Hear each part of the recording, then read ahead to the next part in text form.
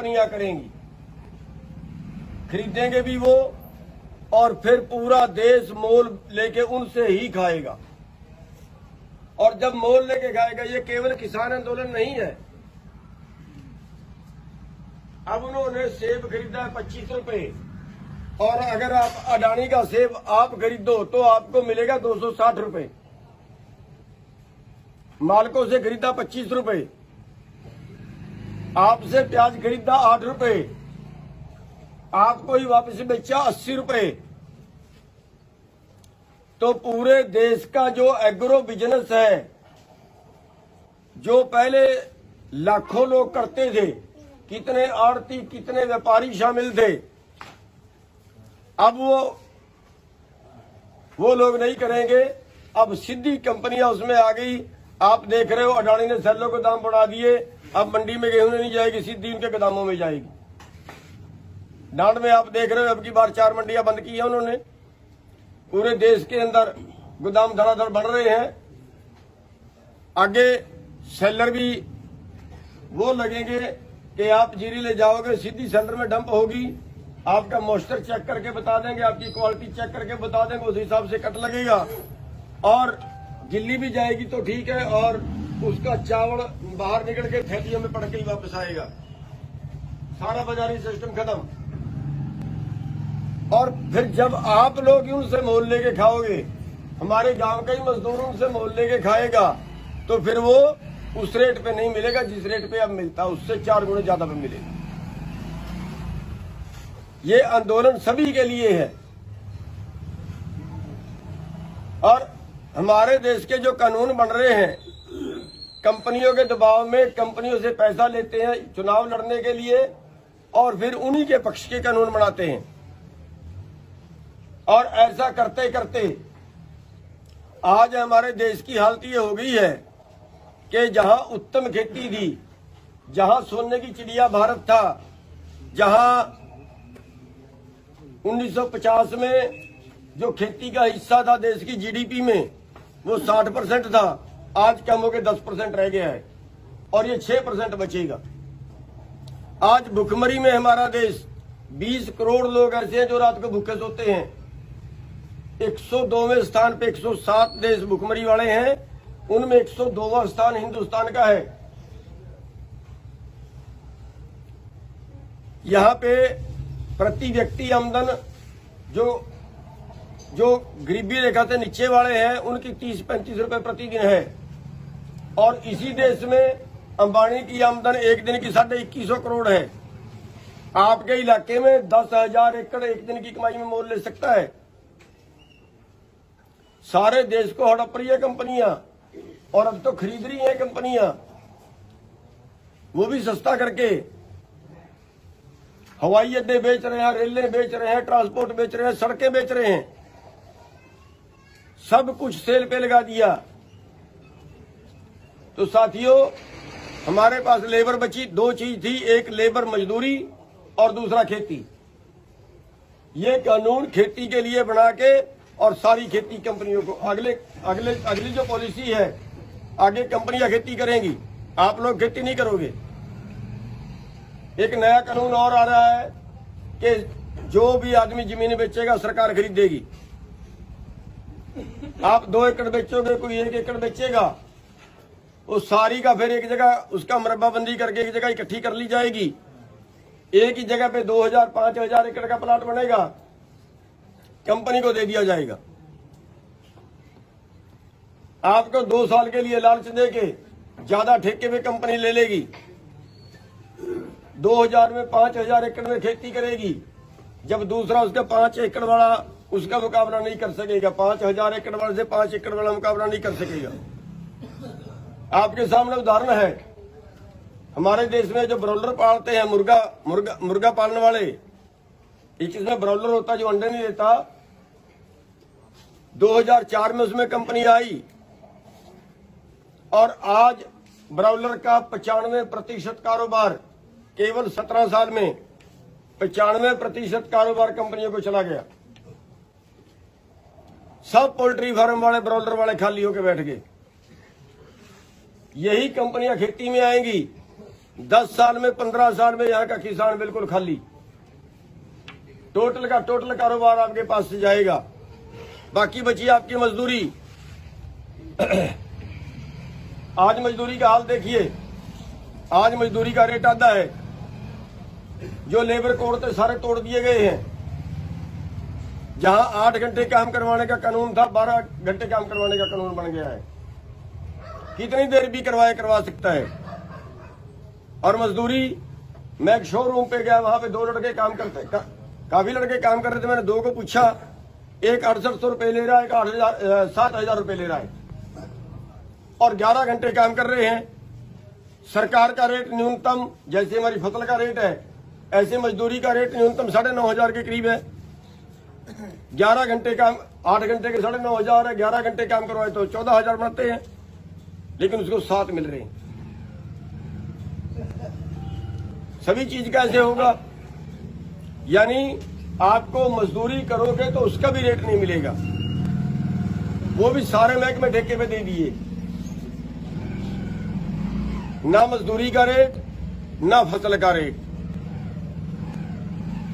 यानी पहले भूख दो फिर भीख दो। 2-2 हजार रुपए में हमने वोट डाल दी। अभी जो उन्होंने थैलियां बांटी, 5-5 किलो गेहूं या 5-5 किलो चावल, हमारी लाइनें लगी हैं 5-5 किलो गेहूं लेने के लिए।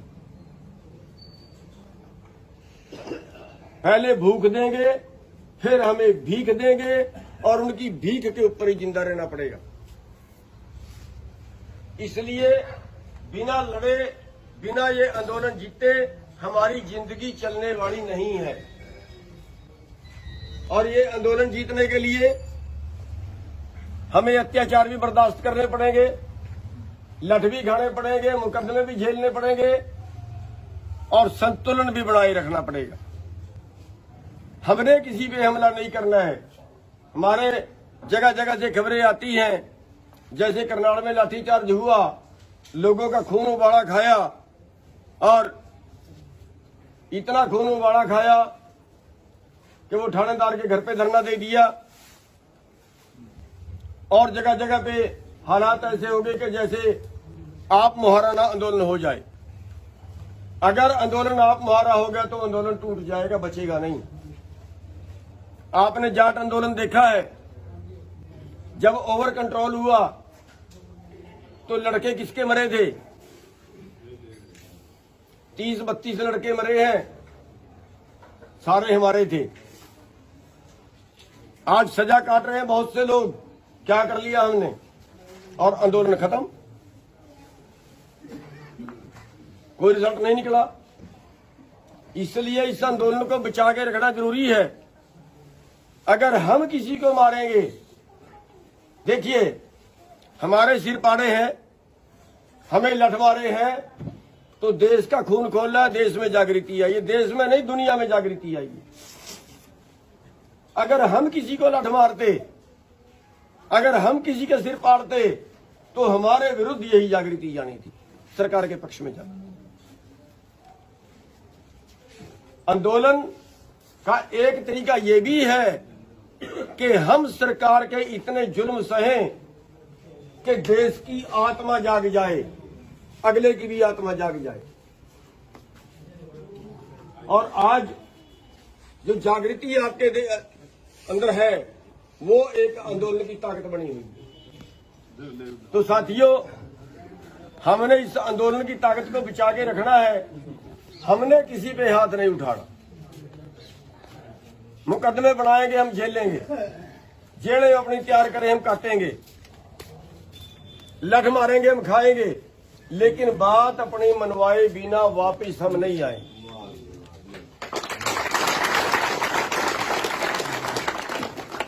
दूसरी बात मैं आपको कहना चाहूंगा, वो मेरी बात हर जगह शायद बुरी लगती है, बस आप 5 मिनट के लिए रुक जाओ। 5 मिनट के लिए रुक जाओ। दूसरी बात मैं आपको और कहनी चाहूंगा, मेरी बात बहुत चुभती है कईयों को। हमारे देश में क्या कानून है? हमारे देश का संविधान कहता है लोगों का राज लोगों के द्वारा लोगों के लिए, लेकिन क्या लोगों का राज लोगों के द्वारा लोगों के लिए बचा है? नहीं बताइए। ये राज कंपनियों के द्वारा कंपनियों के लिए हो गया है। वोट आपकी है, आपकी वोट से सरकार बनती है। किसी की फैक्ट्री दिखा दो वोट की हो तो। जब आपकी वोट से सरकार बनती है तो फिर ये कांग्रेस की या बीजेपी की या फलाने गिरोह की, उन गिरोहों की सरकार कैसे बनती है? ये तो वोट लुटेरे गिरोह हैं। वोट लुटेरे गिरोहों की सरकार कैसे बनती है? और वो आपसे वोट लेके आपको लठ पेलते हैं और आपके विरुद्ध ही कानून बनाते हैं। वोट आपकी है और हम अगले बार फिर उन्हीं को वोट देते हैं और वो हमें फिर लठ मारते हैं। बस यही क्रम चलेगा। हमें सोचना पड़ेगा। आपके बीच से अच्छा उम्मीदवार नहीं निकलता क्या? आपके गांव में अच्छा आदमी नहीं है क्या? जुत्ते मारो उनको, सारे को आया को जो तलवे चाट रहे हैं हम उनके, जो हमें लठ मारते हैं हम उनके तलवे क्यों चाट रहे हैं? समझना पड़ेगा हमें। अभी चुनाव आएगा, सरपंची का आएगा, जिला परिषद का आएगा।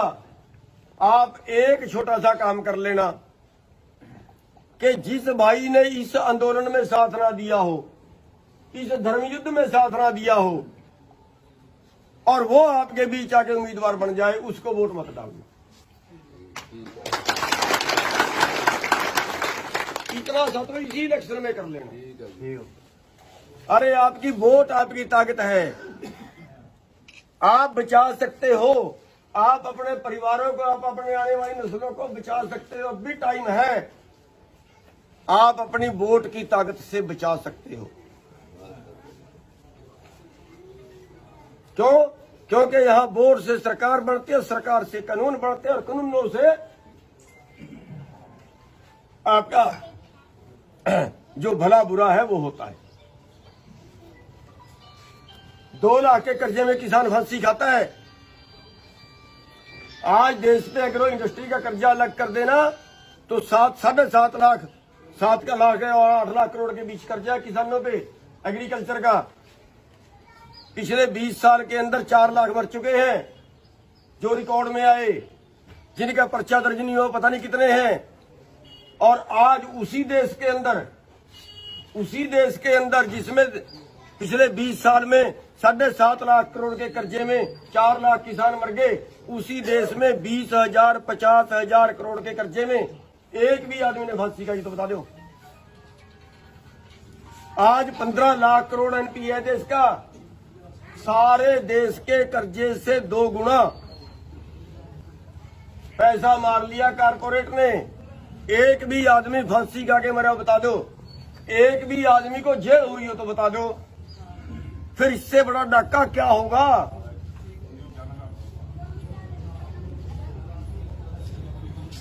साथियों, ये कानून कौन बनाता है? ये कानून बनाती है आपकी वोट। आपकी वोट बनाती है कानून। आपकी वोट ये कानून भी बना सकती है कि किसान से कोई कर्जे में कोई उसकी जमीन नीलाम नहीं होगी।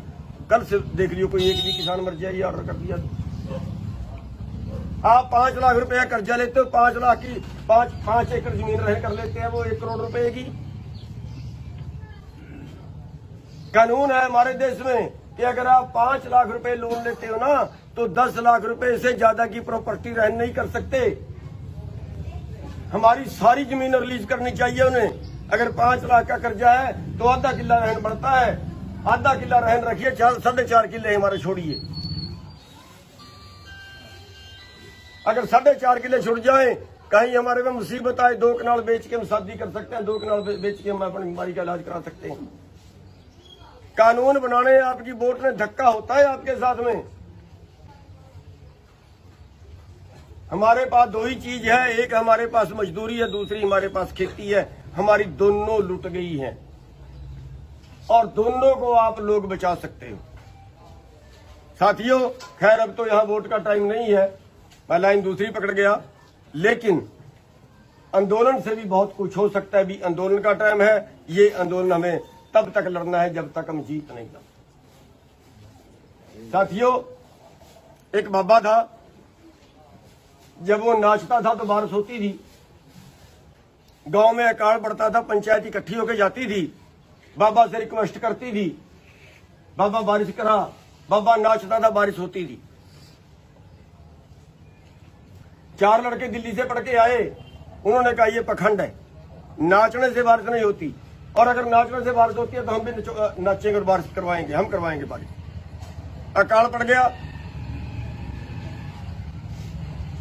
पंचायत इकट्ठी हुई, महात्मा के पास गए, वो लड़के भी चले गए, उन्होंने कहा हम करवाएंगे बारिश। नाचने लगे, कोई 2 घंटे नाचा, कोई 3 घंटे नाचा, कोई 4 घंटे नाचा, बैठ गए, थक गए, बारिश नहीं हुई। उन्होंने कहा महात्मा जी अब आप करवा के दिखाओ, अगर आप में ताकत है तो। महात्मा ने नाचना शुरू किया,